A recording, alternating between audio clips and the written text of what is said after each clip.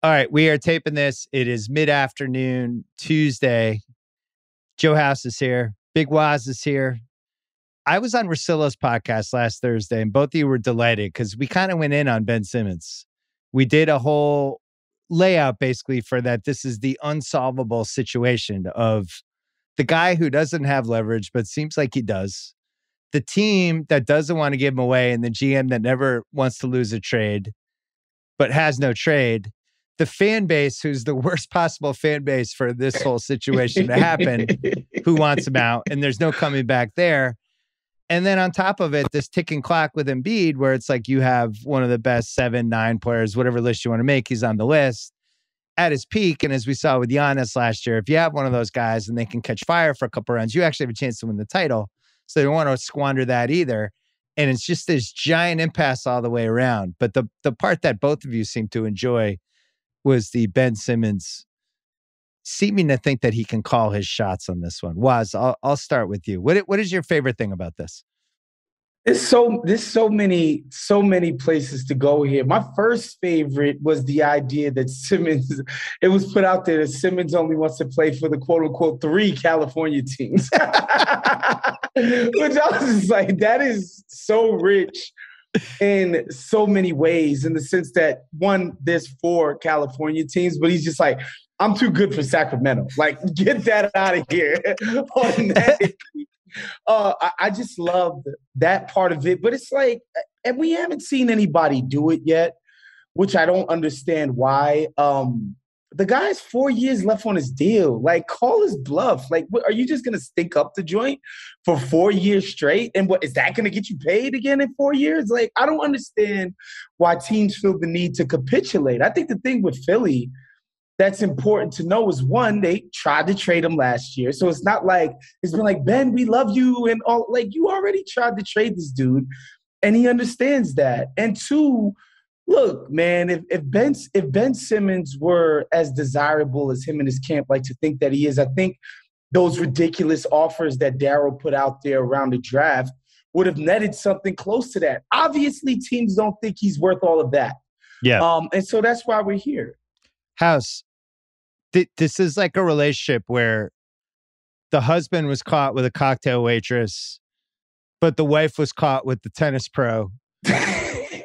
And now they're deciding how to proceed with the marriage that clearly can't keep going. And there's kids in the house and nobody kind of knows what to do. In this case, the tennis pro was Darryl trying to trade Ben Simmons for a solid month for James Harden.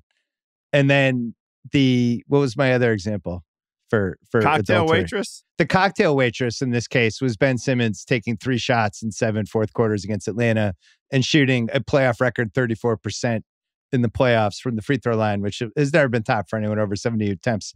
It's an impasse. What's your take? I do like very much you trying to come up with that kind of analogy, because this really truly is days of our NBA lives. Like, we are in the middle of this fantastic drama amidst all the entire sporting landscape right now. Like, how could we possibly be talking about the NBA? We got the NFL in 2 days. College football, the first weekend was titsy. I loved it so much. I didn't lose nearly as much money as I thought I was gonna. Congrats.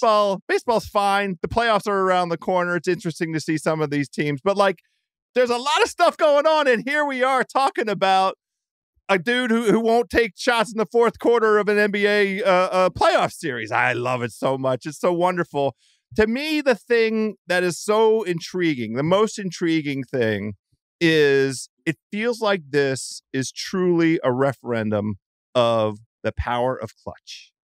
Ultimately, at the end of the day, Clutch's ability to figure out a way to thread the needle here, and the sway and persuasion they have across the league, it's really up to them to come up with a graceful exit for Simmons, because they are doing their best, the entire Simmons team, to generate leverage where no leverage exists. The whole league knows it.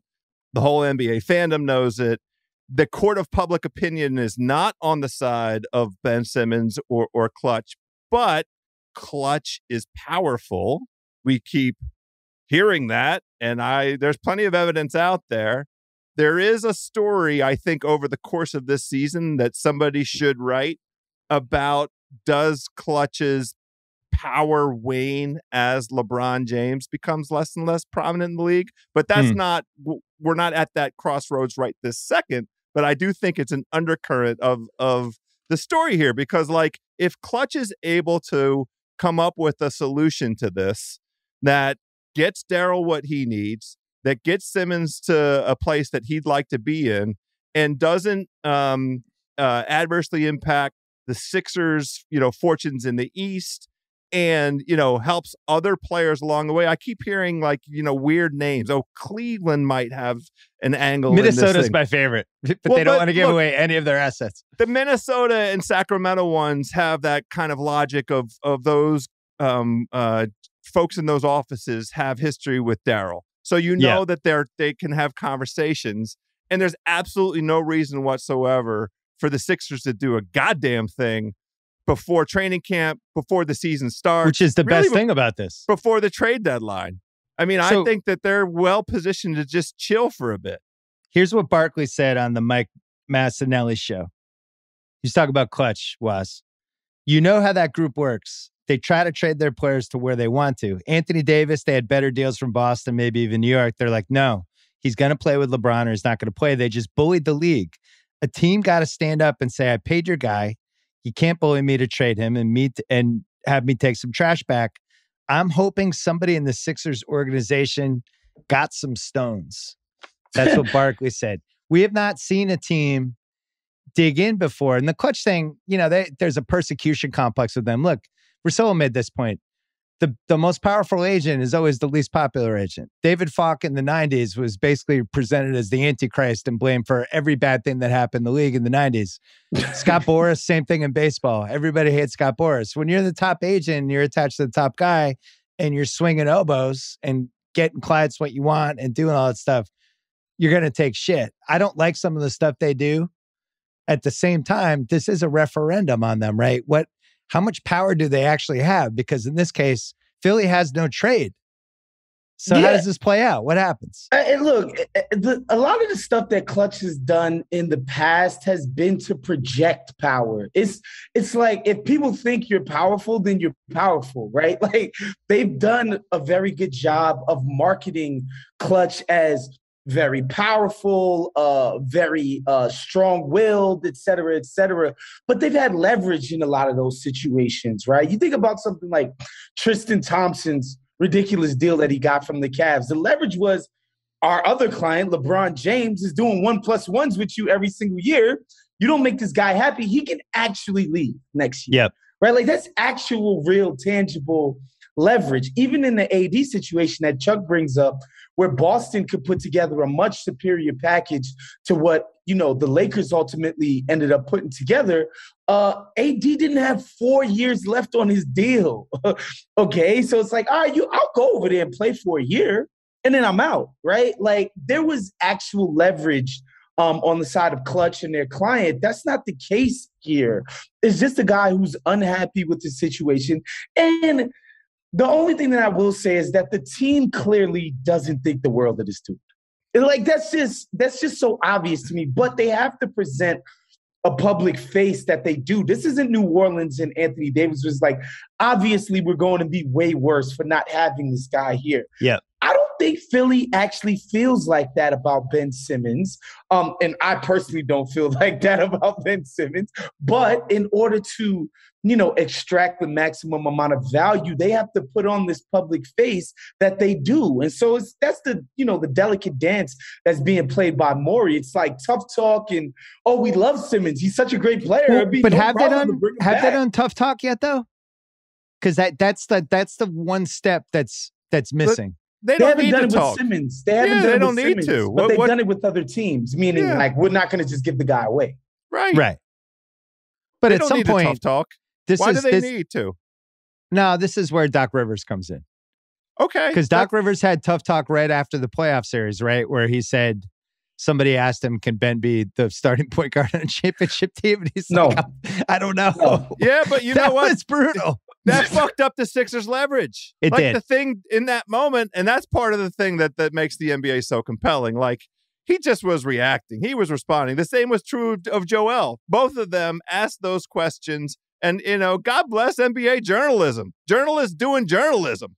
And both those guys just gave candid answers in a raw moment. And it really fucked up the Sixers' leverage. I mean, it put them, it was a 10% walk back. Now, the thing that Daryl has going for him is, I believe time is on his side, because let camps open. Let some of these super duper star players go see what it's like. Is Dame really going to be satisfied when he gets there and they go through camp? Come on, House. They got Larry Nance Jr. He's set. The advanced analytics love Larry Nance Jr. But love that guy. They go 10 games in. They go 15 games in. And that will be true of a handful of teams that we're not thinking of right now. So there's no urgency for Daryl unless he thinks that it's going to be such a distraction. And this will be a real interesting testament to the fortitude of the Sixers institution.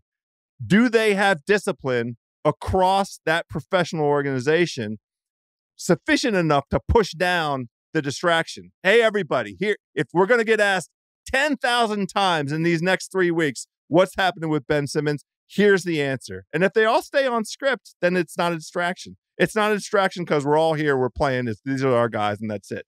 The wild card is shit like Tyrese Maxey. Now, where did that come from? Is that really a thing? It didn't seem like that was a real thing. I ended up deciding not to buy that. Is it a thing? That's ridiculous. That's just a ridiculous notion that some dude that you drafted in the 20s in his second year somehow matters in any way, shape, or He's never done anything for you. Like, what are you talking about? Tyrese Maxey is not a thing. He's not a guy that matters at this point in his career. But what I will say to disagree with House a bit is that, look, Simmons and them coming out and saying we're not going to training camp, I get it. That's a smart move on their part. Like, yo, we no longer want to be here. There's no use in getting my guy hurt out there, performing for a team that we're ultimately not going to be with long term. Forget that. We're shutting everything down. I think the problem for the Sixers arises in the fact that, sure, this locks you into a certain value of Ben Simmons, meaning since he's not going to play, he can't play any worse than he already did in the playoffs, thereby decreasing his perceived value to the rest of the NBA. However, there's no scenario in my mind, or it's a very small chance that this guy comes back and plays and is better, thereby increasing his value. Like, his value is basically locked. And teams can call your bluff in the sense that, all right, let's take this to the trade deadline where this guy's not playing. You're up against that clock, and then what? You don't play him the whole season and bring him back after the deadline and say, well, you're still in the contract, start playing for us again? That can't be an option. That would seem insane to me. Yeah, I would never say that the timeline is indefinite, right? There's definitely a timeline here. It's just not the start of training camp or the start of season. That's all. Yeah. Can I disagree with one thing? Sure. I think Ben Simmons can play worse in the playoffs. You said he hit rock bottom.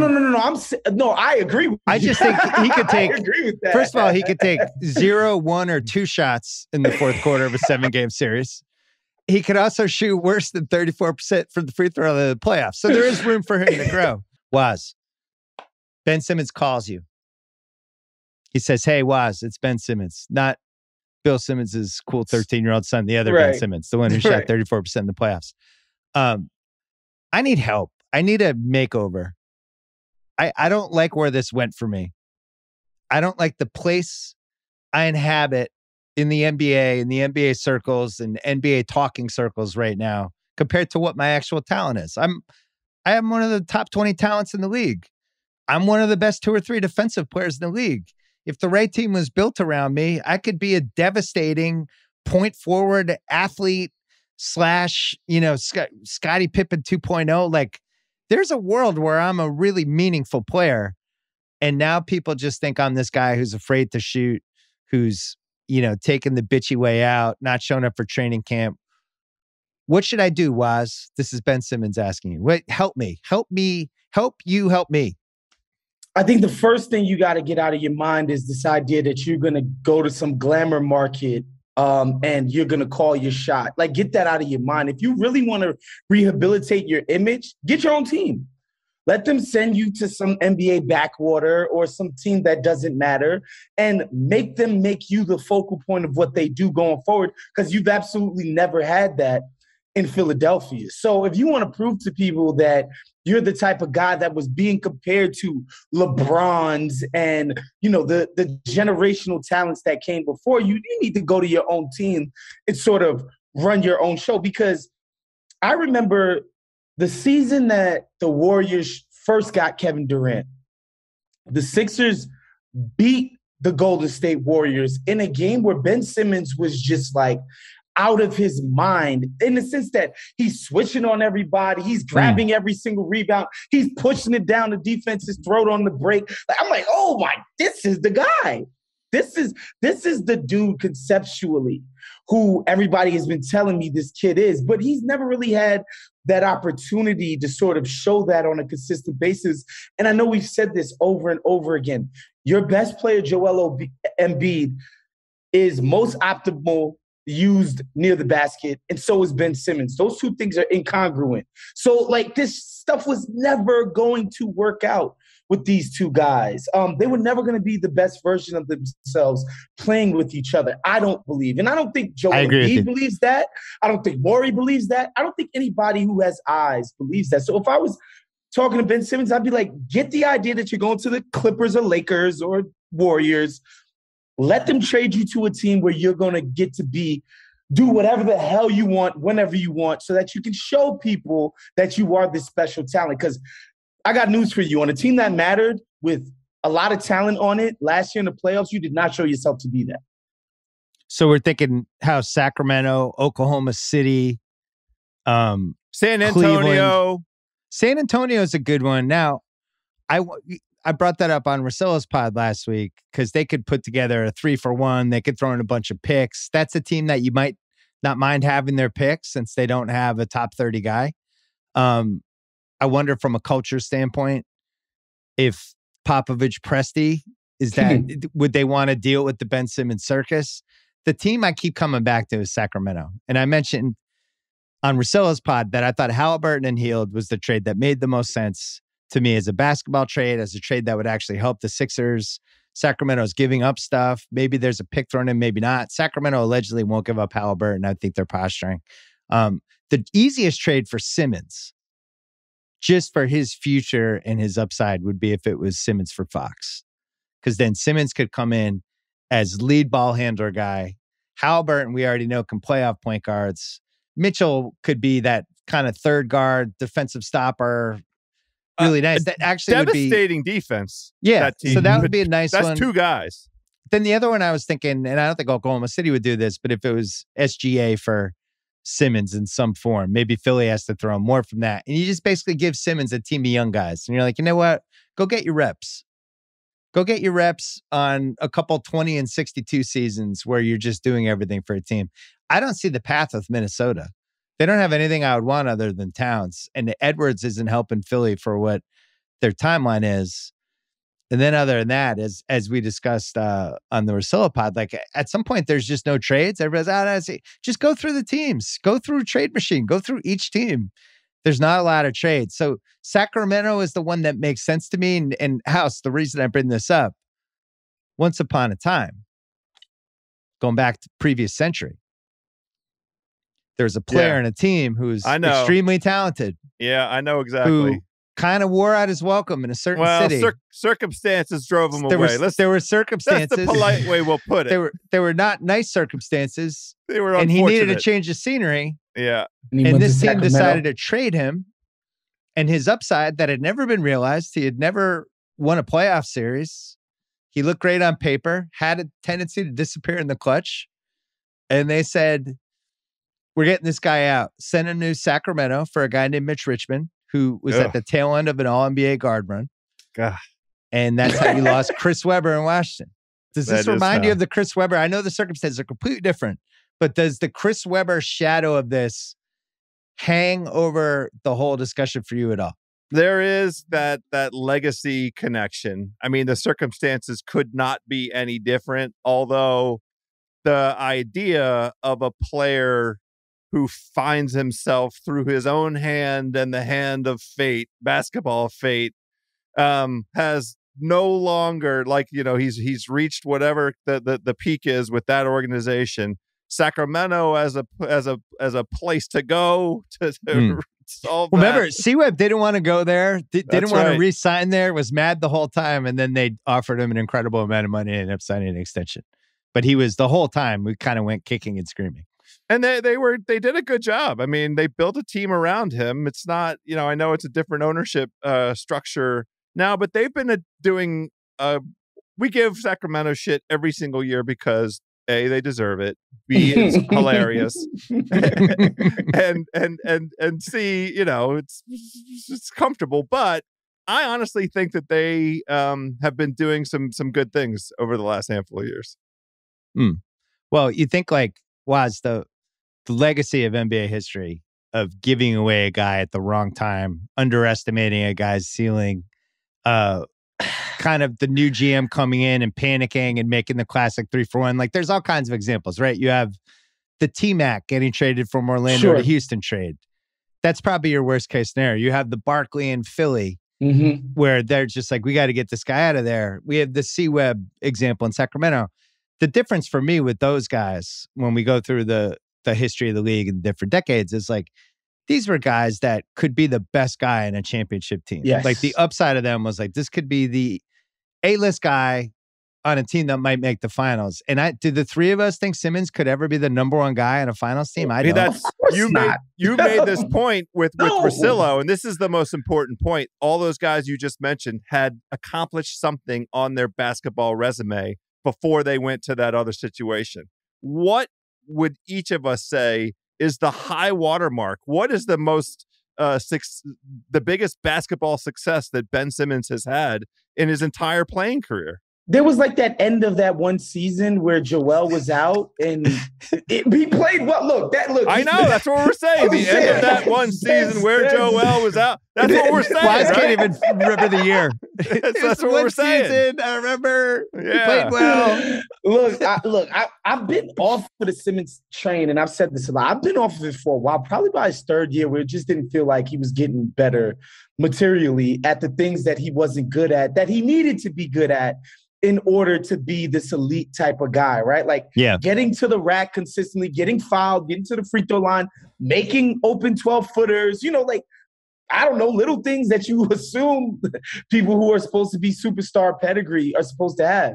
And, again, this is what I keep coming back to. One, the idea that this guy would come back at all just seems to be completely off the table for a myriad of reasons, but mainly Joel Embiid comes out on Twitter trying to clean up the situation, and he basically says, not everybody's built like me.